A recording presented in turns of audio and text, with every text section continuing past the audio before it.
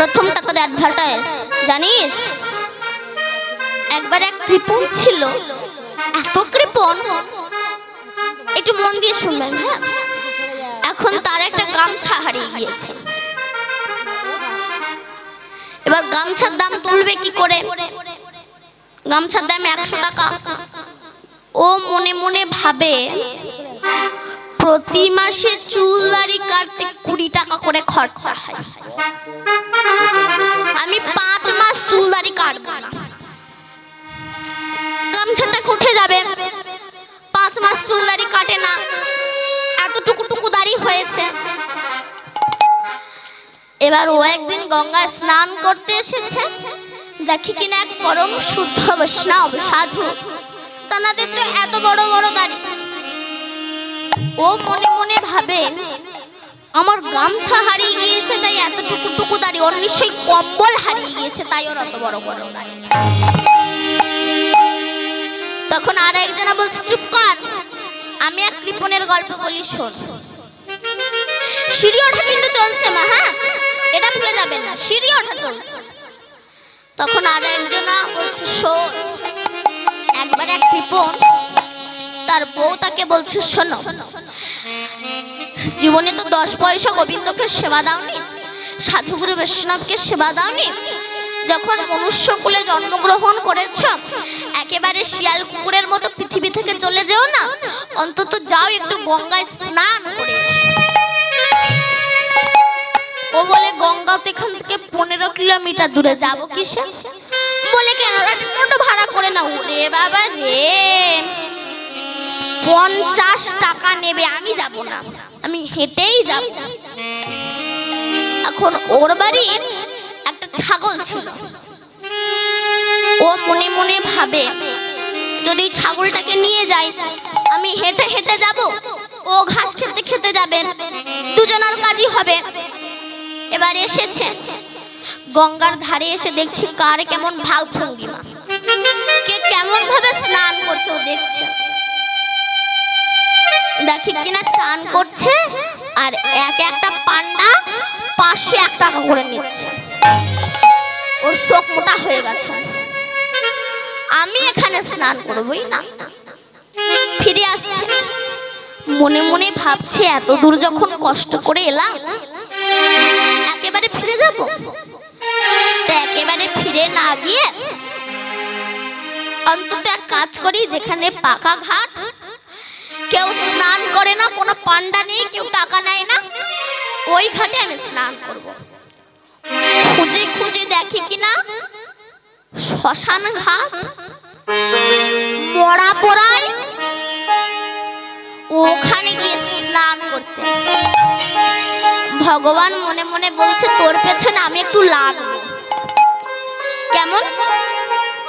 ও যে শ্মশান ঘাটে নেমে ডুব মেরেছে, সঙ্গে সঙ্গে ভগবান পান্ডা সেজে পেছনে এসে বলে, টাকা দাও। ও পেছন ঘুরে তাকিয়ে দেখে কিনা পান্ডা দেখেই ঠান্ডা হয়ে গেছে।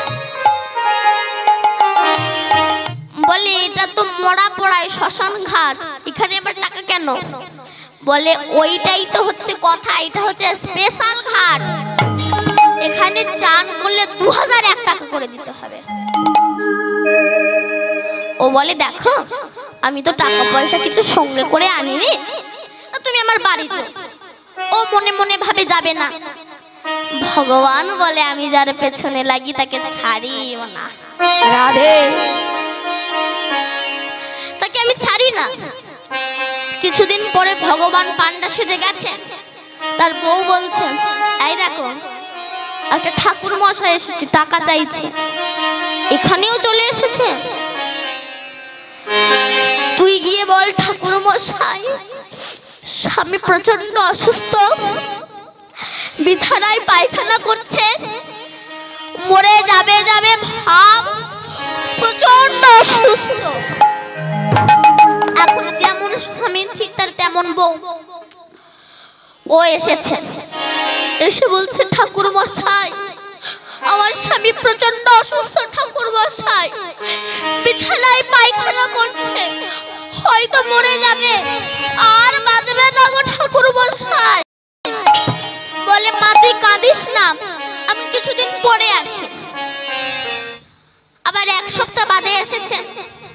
তার বউ বলে কি গো আবার এসেছে আবার এসেছে, এবার তুই গিয়ে বল আমার স্বামী মরে গেছে। একটু অভিনয় করে বলবি।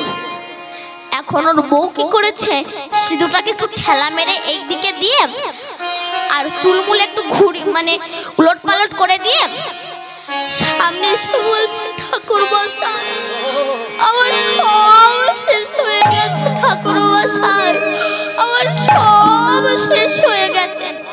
কাঁদিস রে আমার কি হয়েছে?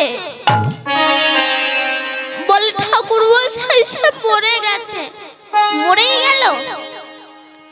2000 টাকা চিন্তা করতে করতে মরেই গেল? তা মা ভগবান তিনি তো অন্তর্যামী, সবই বুঝতে পারছে অভিনয় চলছে। তখন ভগবান রূপী পান্ডা বলছে মা তুই একা মেয়ে মানুষ, তুই আর কি করবি, আমি এসেছি যখন তবে তোর স্বামীকে পুড়িয়েই তবে যাব। কেমন লাগে? ও বলে সর্বনাশ, আবার অভিনয় করছে। দেখবেন স্বামীরা মরে গেলে বউরা বলে না ও মরতে পারে না, ওর বউ তখন বলে ও যেতে পারে না, ও মরতে পারে না। ওর স্বামী বলছে মা সিঁড়ি ওঠা কিন্তু চলছে মা, এটা মনে আছে তো সিঁড়ি ওঠা চলছে। তখন ঠাকুর মশাই বলছে মা যার স্বামী মারা যায় সেরকম পাগলিনী হয়, আমি এসেছি যখন ওকে পুড়িয়েই তবে যাব। ও কিন্তু মরেই রয়েছে, মরেই রয়েছে। তারপর যখন বাঁশের দোলা চড়ি তারপরে তুলেছে তাও মরে রয়েছে। যখন চারজনা কাঁধে তুলে বলো হরি হরি বল হরি বল বলতে বলতে নিয়ে যাচ্ছে তাও মরে রয়েছে। শ্মশানে চিতায় তুলেছে তাও মরে রয়েছে। এবার আগুন দেবে, তখন ভগবান তাদেরকে বলল তোমরা একটু দূরে যাও, ওর কানে আমি একটু হরি নাম করি। সবাই যখন দূরে গিয়েছে ভগবান ওর কানে কানে বলছে তুই কি চাস রে,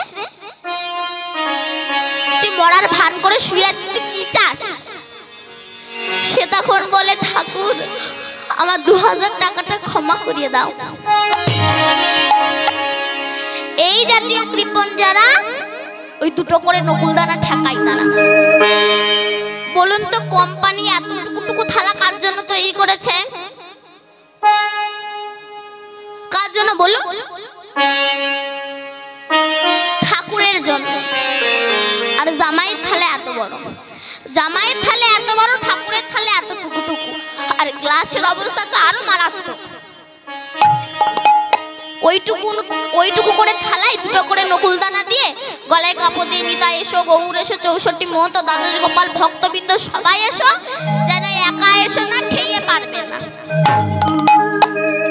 সব চিটিংবাজি ভক্তির কোনো প্রয়োজন নেই। তাই ভগবান বললেন কলিযুগে তোমরা জন্মগ্রহণ করেছো, তোমরা দু বাহু তুলে একবার হরি বল বলো। এবার দ্বিতীয় জনার গল্প শেষ, এবার তৃতীয় জনার পালা। তাকে বলছে বল এবার তোর কি গল্প আছে? তৃতীয় জনা বলছে শোন আমার মনে যে কি দুঃখ, জীবনে কত জম খাটলাম, এক মুঠো পান্তা পর্যন্ত পাইনি।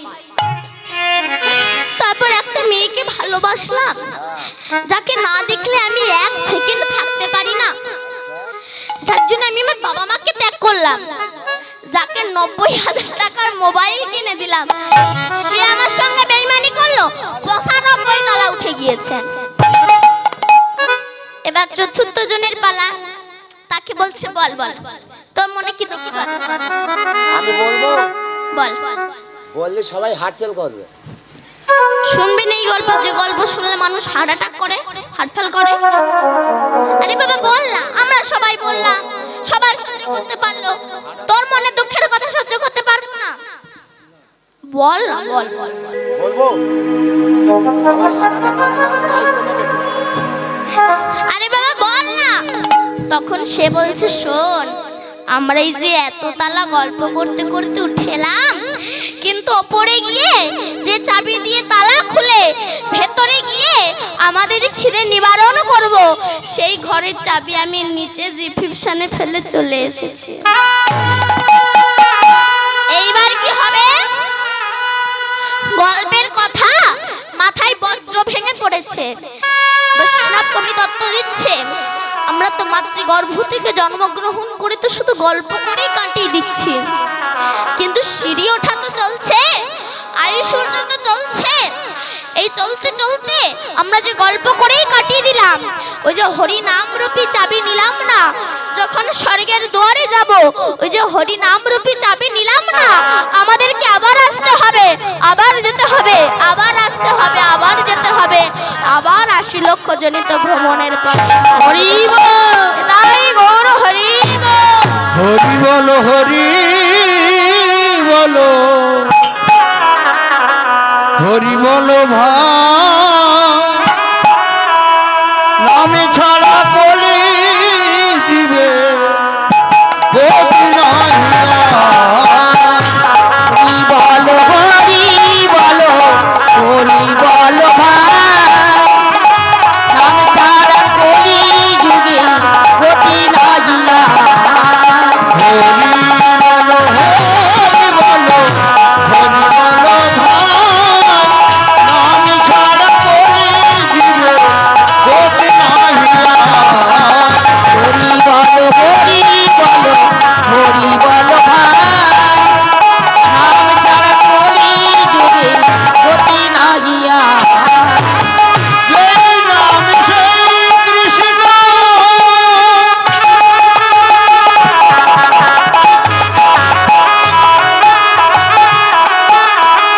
ভজন কৃষ্ণ করি, নামের সহিতে আছে আপনি শ্রীহরি। সেই কৃষ্ণ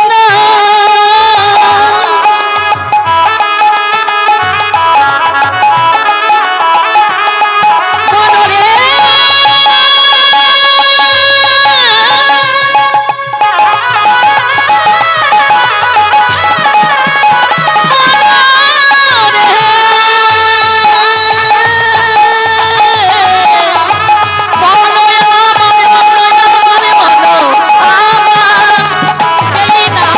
সেই কৃষ্ণ ভজন ইচ্ছা করি, নামের সহিতে আছে আপনি শিবরে। হরি বলো, হরি বলো, হরি বলো ভাই, নাম ছাড়া কলি দিবে গতি নাহিয়া। হরি বলো, হরি বলো, হরি বলো ভাই, নাম ছাড়া কলি যুগে গতি নাহি। তাই গৌরাঙ্গ মহাপ্রভু বললেন, তোমাদের কিছুই করতে হবে না, যদি কেউ একবার দু বাহু তুলে হরি বল বলতে পারে, তবেই তার কৃপা হবেই হবে। আপনারা বলবেন, মা তুমি তো কীর্তন করে চলে যাবে, কিন্তু আমাদের তো লক্ষ্মী পূজা না করলে ধন ঐশ্বর্য হয় না, সরস্বতী পূজা না করলে মেয়ে ফার্স্ট ডিভিশন পায় না। এই আজ কিন্তু সরস্বতী পুজো, কে কে অঞ্জলি দিয়েছেন একটু হাত তুলুন তো। কি চেয়েছেন একটু বলুন, কার মনে কি কথা আছে একটু বলুন। বিদ্যা দা, বিদ্যা চেয়েছো, আচ্ছা ভালো ভালো। আবার মনসা পূজা না করলে সাপে কামড়ায়, কোনো কিছু না, হরি বললেই কৃপা হবে। কেন বলছে? বাড়ির বাবা যদি বেঁচে থাকে, সেই বাবার কাছে যদি নেমন্তন্ন পত্র দেওয়া হয়, শ্রদ্ধেয় কাকা বাবু আমাদের অনুষ্ঠানে আপনাদের নেমন্তন্ন রইল, যেমন বাড়ির সবার কাছে নেমন্তন্ন পৌঁছে যায়, তেমনি গোবিন্দ চরণে প্রণাম করলে, পূজা করলে সব দেব দেবীর চরণে পূজা পৌঁছে যায়।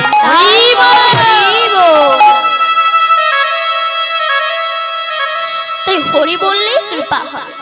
কেন?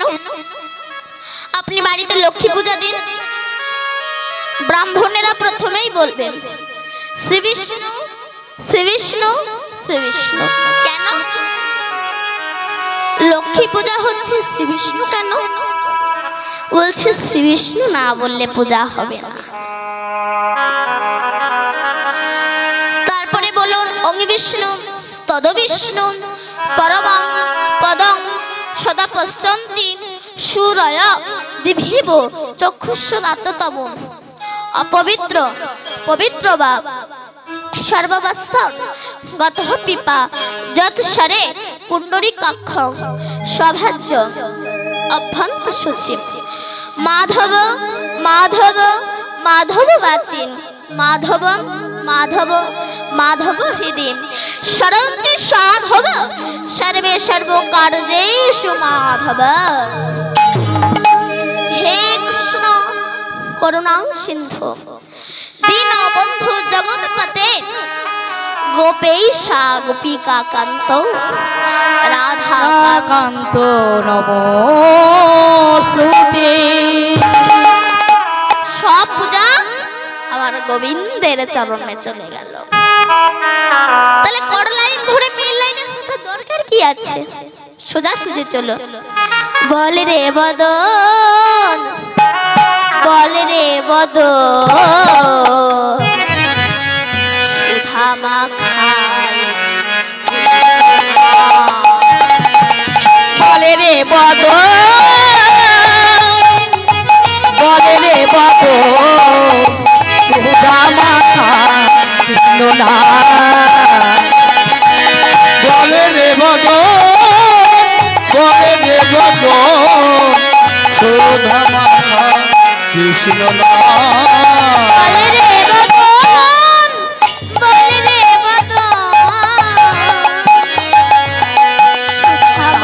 সুধা মাখা কৃষ্ণ নাম। বলে রে বদ বলে রে বদ সুধা মাখা কৃষ্ণ না বলে রে বদন বলে রে বদন সুধা মাখা কৃষ্ণ নাম। ধরে যাই অভাব মেটায় নামে ভোগ বলে যায় অভাব বেটায় স্বভাব জানায় মহাসুখে। বলে রে বদ বলে রে বদ মধু মাতা বলে বলে রে বদন বলে রে বদন সুধা মাখা কৃষ্ণ নাম। জয় রাধে। অনার্পিত চরিত্রা করুণায় অবতীর্ণ কলৌ সমর্পিত উন্নত উজ্জ্বল রসাংশ সভক্তি শ্যাম হরিপুরাট সুন্দর দতি কদম্ব সন্দীপিত সদা হৃদয় পুরাতু সচির নন্দন। তিনি কে না তিনি হচ্ছেন সচির নন্দন।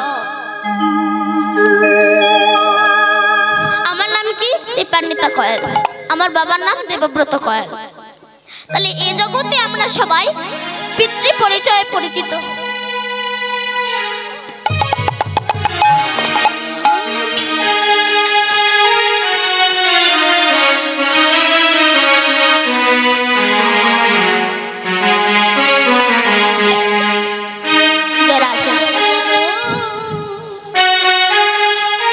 আমরা এই জগতে সবাই পিতৃ পরিচয়ে পরিচিত হই, কিন্তু গৌরাঙ্গ মহাপ্রভুর বাবার নাম কি বলো? গৌরাঙ্গ মহাপ্রভুর বাবার নাম কি? জগন্নাথ মিশ্র। কিন্তু কেউ কি বলে জগন্নাথ মিশ্র নন্দন, জগন্নাথ মিশ্র দুলাল। আমরা সবাই পিতৃ পরিচয়ে পরিচিত হই, কিন্তু গৌরাঙ্গ মহাপ্রভু তিনি পিতৃ পরিচয়ে পরিচিত না হয়ে তিনি মাতৃ পরিচয়ে পরিচিত হলেন কেন? না তিনি জানেন কলির মানুষ বড় শিশু বড় অজ্ঞান। বলে কেন? বলে যে নিজের ভালো বোঝে না, সে অজ্ঞানী ছাড়া কিছু হতে পারে না। আমরা নিজের ভালো বুঝি না। এই যে গাড়ি বাড়ি করছি, ধনৈশ্বর্য করছি, চাকরি করছি, কত সৎ মানুষকে ঠকাচ্ছি, নিজের ভালোর জন্য নয় বাবা। মৌমাছি সারাটা জীবন মধু সংগ্রহ করে, কত কষ্ট করে, কাঁটার সঙ্গে ক্ষত বিক্ষত হয়ে রক্তাক্ত হয়ে ফুল থেকে মধু সংগ্রহ করে আনে। কিন্তু মধু হরণকারী ব্যক্তিরা ওই মৌমাছিকে পুড়িয়ে ওই মৌমাছির চাক তারা কেটে নিয়ে চলে যায়, সেই মধু তারা আস্বাদন করে। কিন্তু মৌমাছি যে এত কষ্ট করলো, তার কষ্টটাই বৃথা হয়ে গেল। তার ভাগ্যে কিন্তু মধু আস্বাদন করা হলো না, তার ভাগ্যে কিন্তু মধু আস্বাদন করা হলো না। তুমি এই যে গাড়ি বাড়ি ধন ঐশ্বর্য করছো না, তোমার মৃত্যুর পর ওই মৌমাছির মতোই তোমাকে পুড়িয়ে তোমার নিজের ছেলে মেয়ে নাই, তোমার চাক নিংড়ে নিংড়ে তারা মধু আস্বাদন করবে, কিন্তু তোমার কথাই তারা ভুলে যাবে।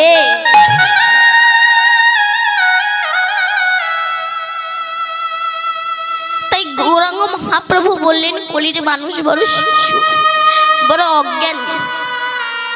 আমি যদি পিতৃ পরিচয়ে পরিচিত হই, নোংরা মাখানো কলির মানুষকে আমি কোলে নিতে পারবো না।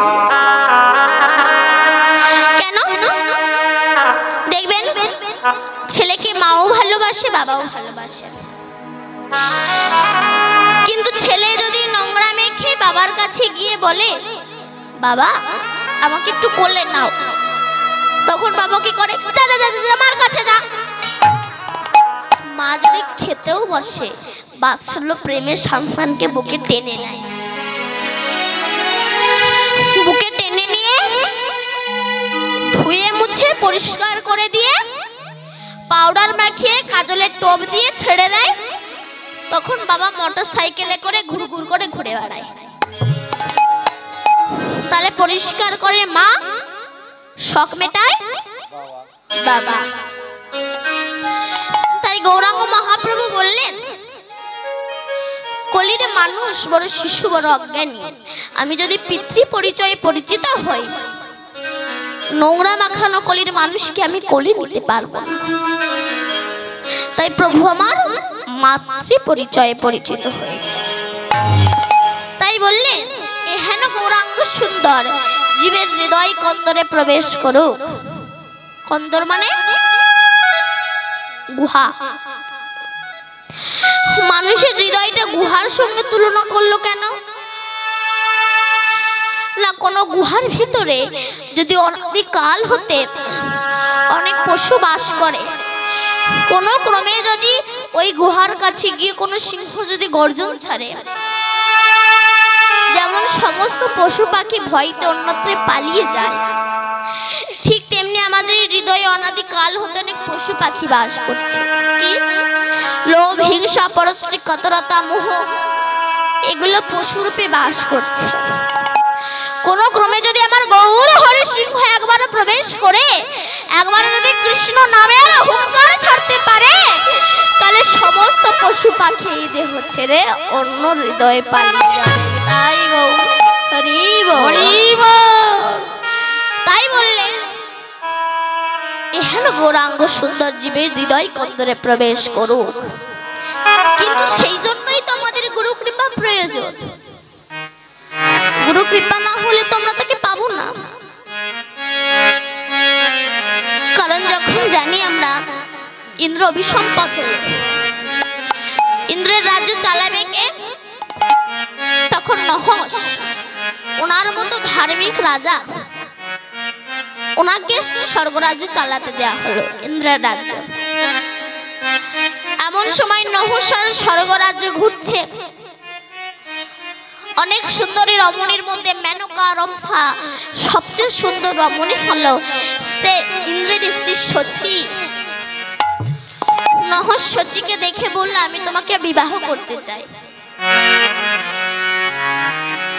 সচি বলল, ছি ছি ছি, আপনি কি বলছেন? আপনি জানেন আমার একবার বিবাহ হয়ে গিয়েছে, তারপরে আপনি আমাকে বিবাহ করতে চাইছেন? নহস বলে, দেখো, ইন্দ্র তার কোনোদিনও ফিরে আসবে না, আর এখন তো আমি ইন্দ্র, আমাকে বিবাহ করো। এই জন্য শাস্ত্রে লেখা আছে, বিবেকবান পুরুষকে কখনো নারীর মুখের দিকে তাকাতে নেই, নারীর চরণের দিকে তাকাতে হয়। কেন?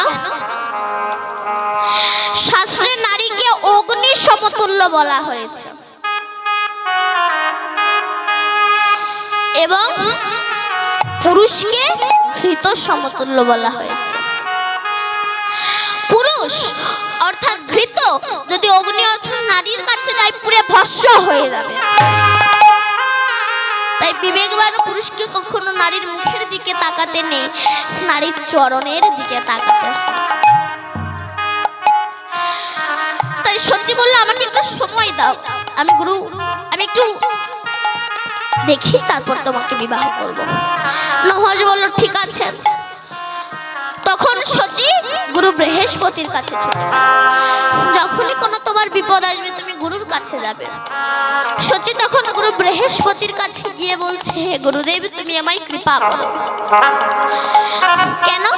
সচি তখন সমস্ত ঘটনা খুলে বললেন। বৃহস্পতি বলল, সচি, তুমি নহসের কাছে গিয়ে বলো তুমি তাকে বিবাহ করবে, কিন্তু সে যদি সপ্তঋষির কাঁধে চেপে তোমাকে বিবাহ করতে আসে, তবেই তুমি তাকে বিবাহ করবে, তবেই তুমি তাকে বিবাহ করবে।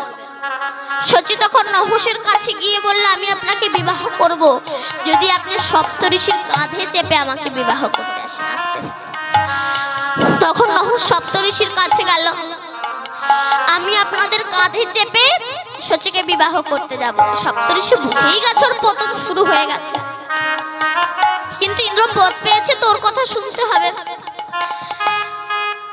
তখন নহসকে সপ্তঋষি কাঁধে চাপিয়ে নিয়ে যাচ্ছে, আর তখন নহস কখন সচিকে পাবো, কখন সচিকে পাবো, এই মনে মনে ভাবছে। মানুষ যখন কামাসক্ত হয়ে যায়, তখন তার না থাকে ভয়, না থাকে লজ্জা, তার কিছুই থাকে না, তখন তার কিছুই থাকে না। তখন সপ্তঋষির কাঁধে চেপে যাচ্ছে, একটু দেরি হচ্ছে, বলছে সর্প সর্প, মানে তাড়াতাড়ি চলো, তাড়াতাড়ি চলো। সপ্তঋষি বলছে, কি তুই সপ্তঋষির কাঁধে চেপে যাচ্ছিস আর সর্প সর্প করছিস? তুই সর্প হয়ে যা। সর্প হয়ে গেল। সচি নহসের দৃষ্টি থেকে মুক্তি পেয়ে গেল। তোমার যখন বিপদ আসবে তুমি গুরুর কাছে যাবে, গুরুই তোমার মুক্তির দ্বার খুলে দেবে। তাই আজ যখন নিমাই চলে গেছে, আমার সচি মাতা কেঁদেছে। সচি কাঁদে নিমাই বলিয়া, আর সচি কাঁদে নিমাই বলিয়া,